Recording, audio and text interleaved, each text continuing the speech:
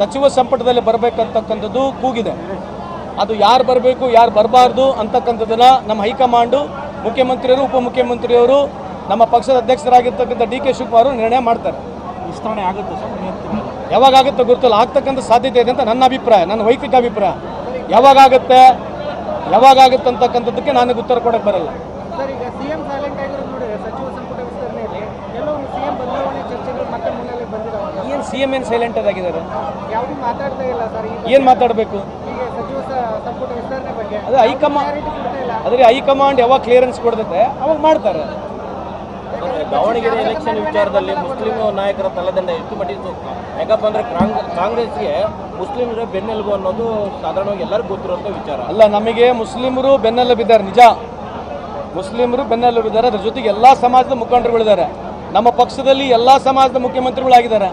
ನಾವೇ ಜಾಸ್ತಿ ಎಲ್ಲ ಸಮಾಜದವ್ರ ಮುಖ್ಯಮಂತ್ರಿ ಮಾಡಿರ್ತಕ್ಕಂಥ ಭಾರತ ದೇಶದ ಇತಿಹಾಸವಂತ ನೋಡ್ಕೊಂಬರ್ರಿ. So it is not only limited to Muslim ideologically Congress ಜೊತೆ ಇರೋದ್ರ ಜೊತೆಗೆ ಎಲ್ಲ ವರ್ಗಗಳು, ಎಲ್ಲ ಸಮಾಜದ ಬೇರೆ ಬೇರೆ ಸಮಾಜದ ಎಲ್ಲ ಸಮಾಜದವರು ಕೂಡ ಕಾಂಗ್ರೆಸ್ ಜೊತೆ ಅದೇ ಗಟ್ಟಿಯಾಗಿ ನಿಲ್ಲುವಲ್ಲಿದ್ದಾರೆ ಅಂತ ಈ ಸಂದರ್ಭಕ್ಕೆ ಕೇಳಲಿಕ್ಕೆ ಇಚ್ಛೆ ಬಯಸ್ತೀನಿ. ಕಾಂಗ್ರೆಸ್ ಅಂತಕ್ಕಂಥದ್ದು ಒಂದು ನಿಲುವು, ಅದು ಒಂದು ideology. Congress it's more about party ಇದ್ರೂ ಕೂಡ it represent ideology of this country. ಸಿದ್ದರಾಮಯ್ಯನವರನ್ನ ಕಟ್ಟ ಬೆಂಬಲಿಗರಾಗ ಏನು ಸಚಿವರಿದ್ದಾರೆ ಅವ್ರನ್ನ ಡಿ ಕೆ ಶಿವಕುಮಾರ್ ಟಾರ್ಗೆಟ್ ಮಾಡ್ಕೊಂಡು ಅವರು ಅಧಿಕಾರ ಸಭೆ ಮಾಡ್ತಾ ಇದ್ದಾರೆ. ಮುಗಿದ್ಬಿಡ್ಲಿ, ಸಭೆ ಎಲ್ಲರೂ ಮಾಡ್ತಾ ಇದ್ದಾರೆ. ಅಂತಿಮ ನಿರ್ಣಯ ನಡೆದಿರ್ತಕ್ಕಂಥದ್ದು ಹೈಕಮಾಂಡಲ್ಲಿ ನಡೀತದೆ. ಸರ್, ಶಾಮನೂರು ಶಿವಶಂಕರಪ್ಪನವರು ಬಿಜೆಪಿ ESI ಕಾರ್ಪೊರೇಷನ್ ಬರ್ತಕ್ಕಂಥದ್ದು ಗೌರ್ಮೆಂಟ್ ಆಫ್ ಇಂಡಿಯಾಗಿದೆ. ತುಕಾರಾಮ್ ಅವರು ಕೂಡ ಮಾತನಾಡಿದ್ದಾರೆ. ನಾವೇನು ಮಾಡಿದ್ದೀವಿ, ಯಾರು ESI ಕಾರ್ಡ್ ಹೋಲ್ಡರ್ ಇದ್ದಾರೆ ಅವರಿಗೆ ನಾವು 18ರಿಂದ 20 ಬೇರೆ ಆಸ್ಪತ್ರೆಗಳು ಅಕಾಡೆಮಿಷನ್ ಆಸ್ಪತ್ರೆಗಳು ಇದ್ದಾವೆ. ಅವ್ರಿಗೇನು ತೊಂದರೆ ಆಗೋದಿಲ್ಲ. Anybody use IP holder, but ಅಲ್ಲಿಂದ ಕ್ಲಿಯರೆನ್ಸ್ ಬರಬೇಕು ನಮಗೆ. Which we are doing. ಬರೆದಿದ್ದೀವಿ, ಲೆಟರ್ ಬರೆದಿದ್ದೀವಿ, ಕನ್ಸರ್ನ್ ಸೆಕ್ರೆಟರಿಗೂ ಕಂಡಿದ್ದೀವಿ, ಕನ್ಸರ್ನ್ ಮಿನಿಸ್ಟರ್ಗೂ ಬರೆದಿದ್ದೇನೆ, ಎಲ್ಲ ಪಾರ್ಲಿಮೆಂಟ್ ಮೆಂಬರ್ಗೂ ಲೆಟರ್ ಬರೆದಿದ್ದಾನೆ, ಎಲ್ಲ ಪಾರ್ಲಿಮೆಂಟ್ ಮೆಂಬರ್. ಬಟ್ ತುಕಾರಾಮಿಗೆ ಅಷ್ಟೇ ಅಲ್ಲ.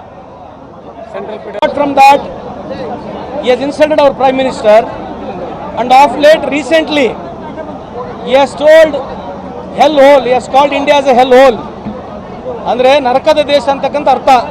Mister Trump, you are a mad max. I know you are a president of America. It doesn't mean that you can speak whatever you want to speak about my country.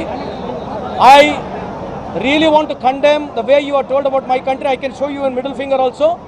But from this very particular platform, we stand, India in middle of any political party, we stand unitedly and say, please Trump, go ahead. Next, ಕೇಳಿ sir. ಇವತ್ತು ನಮ್ಮ Trump ಹುಚ್ಚಾಗಿದ್ದಾರೆ. ಅವ್ರು ಈ ಥರ ಮಾತನಾಡ್ತಕ್ಕಂಥದ್ದು ನಾವು ಖಂಡನೆ ಮಾಡೋದ್ರ ಜೊತೆಗೆ ನಮಗೇನು ಬೇಸರ ಅಂತಂದರೆ, ಈ ದೇಶದ ಪ್ರಧಾನಮಂತ್ರಿ ಆಗಿರಲಿ ಅಥವಾ BJP ಮುಖಂಡರಾಗಿರಲಿ, ಸರ್ಕಾರದ ಯಾವುದೇ ಸೆಕ್ರೆಟರಿ ಆಗಿರಲಿ ಅಥವಾ ನಮ್ಮ ಫಾರಿನ್ ಸೆಕ್ರೆಟರಿ ಆಗಿರಲಿ ಮಾತಾಡ್ತಕ್ಕಂಥ ಮಾತನ್ನು ನೋಡಿದ್ರೆ ನಮಗೆ ಮುಜುಗರ ನಾಚಿಕೆ ಆಗ್ತಾ ಇದೆ. ಯಾಕೆ BJP ಮುಖಂಡರುಗಳು ಸಚಿವರುಗಳು ಇದರ ಆಕ್ರೋಶ ಎಲ್ಲೋಗಿದೆ ಅಂತಕ್ಕಂಥದ್ದು ಇವತ್ತೆಲ್ಲ ಭಾರತೀಯರು ಕೇಳ್ತಕ್ಕಂಥ ಪ್ರಶ್ನೆ ಅಂತ ಈ ಸಂದರ್ಭಕ್ಕೆ ಕೇಳಲಿಕ್ಕೆ ಇಚ್ಛೆ ಬಯಸ್ತೇನೆ. ಎಪ್ಸ್ಟೈನ್ ಫೈಲಲ್ಲಿ ಹೆಸರಿರೋದ್ರಿಂದ ಸೈಲೆಂಟ್ ಆಗಿದ್ದಾರಂತ ಅಲ್ಲ, ಎಪ್ಸ್ಟೈನ್ ಫೈಲಲ್ಲಿ ಹೆಸರು ಬಂದಿರತಕ್ಕಂಥ ನಿಜ. ಆದರೆ ಕಳೆದ 1.5 ವರ್ಷದಿಂದ ನಮ್ಮ ದೇಶದ ಆಗುಹೋಗುಗಳು, ನಮ್ಮ ದೇಶದ ನಿಲುವು ಅಂದರೆ ಫಾರಿನ್ ಪಾಲಿಸಿ ಅಂತ ಏನು ಹೇಳ್ತೀವಿ, ನಿಲುವಿನಲ್ಲಿ ನಾವು ಸಂಪೂರ್ಣ ಗುಲಾಮರಾಗಿದ್ದೇವೆ. ಸಣ್ಣ ದೇಶ ಶ್ರೀಲಂಕಾ, ಇರಾನ್ ಅಂತಕ್ಕಂಥ ದೇಶ ಅಥವಾ ಯುರೋಪಿಯನ್ ದೇಶಗಳು ಟ್ರಂಪಿಗೆ ಹಿಗ್ಗಾಮುಗ್ಗ ಬೈತಕ್ಕಂಥದ್ದು, ಅಥವಾ ಅವ್ರ ವಿಚಾರಕ್ಕೆ ಬಂದಾಗ, ಅವ್ರ ದೇಶದ ವಿಚಾರಕ್ಕೆ ಬಂದಾಗ ಅವ್ರ ನಿರ್ಣಯಗಳನ್ನ ತೋಳ್ತಕ್ಕಂಥದ್ದು ನಾವು ಕಾಣ್ತಾನೆ ಇದ್ದೀವಿ.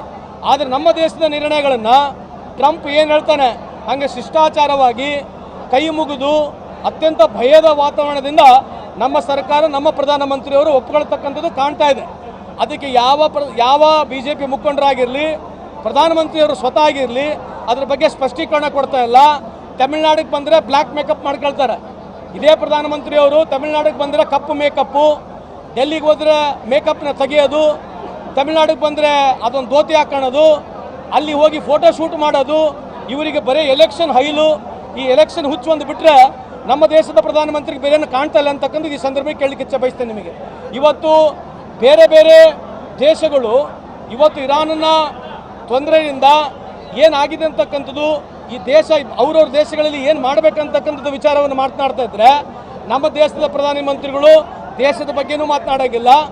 ಅದು ಯಾವುದೋ ಮೊನ್ನೆ ವಿಮೆನ್ ಬಿಲ್ಲು ಇವರೇ ಪಾಸ್ ಮಾಡಿರ್ತಕ್ಕಂಥ ವಿಮೆನ್ ಬಿಲ್ಲು 2014ರ ಮ್ಯಾನಿಫೆಸ್ಟೋದಲ್ಲಿ ಇವರು ವಿಮೆನ್ ರಿಸರ್ವೇಷನ್ ಬಗ್ಗೆ ಮಾತನಾಡಿದ್ದಾರೆ. 2019ನೇ ಮ್ಯಾನಿಫೆಸ್ಟೋದಲ್ಲಿ ವಿಮೆನ್ ರಿಸರ್ವೇಷನ್ ಬಗ್ಗೆ ಇದೆ ಬಿಜೆಪಿ ಅವರು ಮಾತನಾಡಿದ್ದಾರೆ. 2023ನಲ್ಲಿ ವಿಮೆನ್ ರಿಸರ್ವೇಷನ್ ಬಿಲ್ ಪಾಸ್ ಆಗಿದೆ. ಇವತ್ತು ನಿಮಗೆ ಧೈರ್ಯ ಇದ್ದರೆ, ನಿಮಗೆ ಪ್ರಧಾನಮಂತ್ರಿಯವರೇ ನಿಮಗೆ ಧೈರ್ಯ ಇದ್ದು, ನಿಮಗೆ ಬಿಜೆಪಿ ಅವ್ರಿಗೆ ಧೈರ್ಯ ಇದ್ದರೆ ನಾಳೆನೇ ಇಂಪ್ಲಿಮೆಂಟ್ ಮಾಡಿ. ನೀವು ಅದಕ್ಕೆ ಡಿಲಿಮಿಟೇಷನ್ ಜೊತೆ ಯಾಕೆ ಲಿಂಕ್ ಮಾಡ್ತಾ ಇದ್ದೀರಿ? ಡಿಲಿಮಿಟೇಷನ್ ಜೊತೆ ಲಿಂಕ್ ಮಾಡ್ತಕ್ಕಂಥದ್ದು ಅವಶ್ಯಕತೆ ಇಲ್ಲ.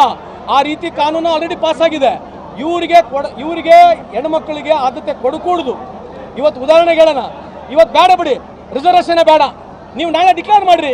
ಬಿಜೆಪಿ ಪಾರ್ಟಿ 33% ಕೊಡ್ತೀವಿ ಅಂತ ನೀವು ಡಿಕ್ಲೇರ್ ಮಾಡಿರಿ. ಯಾಕೆ ಮಾಡಬಾರ್ದು? ನೀವು ಹೇಳ್ಬೋದಲ್ವಾ?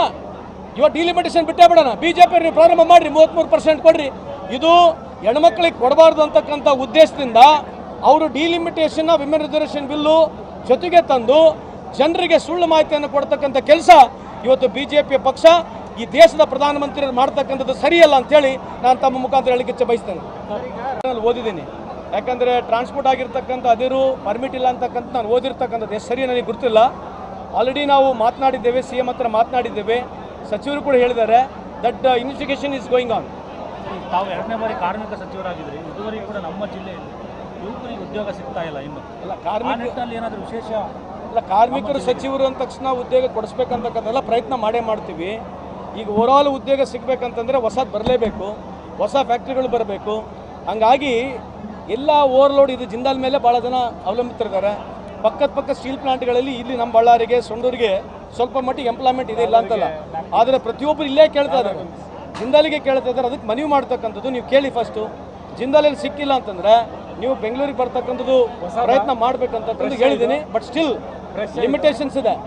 ಇವತ್ತು ನಿಮಗೆ ವಾಸ್ತವಾಂಶ ಹೇಳ್ಬೇಕಂತಂದರೆ 93%, 93% ಇನ್ನು ಅನ್ಆರ್ಗನೈಸ್ ಸೆಕ್ಟರ್ನಲ್ಲಿ ಇದ್ದೀವಿ ನಾವು ಸುಮ್ಮನೆ ಏನೋ ಸುಳ್ಳು ಹೇಳಿ ನಾವು ಕೊಡಿಸ್ಬಿಡ್ತೀವಿ ಆಗುತ್ತಂತಕ್ಕಂಥದ್ದು ಸುಳ್ಳಿದೆ. It is going to be a difficult time. Employment is always a struggle in this country and would continue also. But any government for that matter we will honestly try to get ನಮ್ಮ ಲೋಕಲೈಟ್ಸ್ಗೆ ಸಿಗಬೇಕನ್ನೋದಕ್ಕೆ ನಮ್ಮ ಕೈಲಿ ಎಷ್ಟಾಗುತ್ತೆ ಅಷ್ಟು ಪ್ರಾಮಾಣಿಕ ಪ್ರಯತ್ನ ಮಾಡ್ತೀವಿ. ಆ ಅಸಮಾಧಾನ ಸರಿಪಡಿಸಿದ್ದೇವೆ, ಅದು ನನ್ನ ವೈಯಕ್ತಿಕ ಅಭಿಪ್ರಾಯ. ನಾನು ಅಲ್ಲಿ ಹೋದಾಗ ನನಗಿರ್ತಕ್ಕಂಥ ಅನುಭವದಲ್ಲಿ ಹೇಳ್ತಕ್ಕಂಥದ್ದು. ಅಲ್ಲಿ ಕಾಂಗ್ರೆಸ್ ಪಕ್ಷ ಭಾಳ ದೊಡ್ಡ ಪ್ರಮಾಣದಲ್ಲಿ ಲೀಡ್ನಲ್ಲಿ ಗೆಲ್ಲುತ್ತೆ ಅಂತ ನನ್ನ ಒಂದು ವಿಚಾರ ಹೇಳೋಣ ನಿಮಗೆ ಹೇಳಲಿಕ್ಕೆ ಬಯಸ್ತೇನೆ.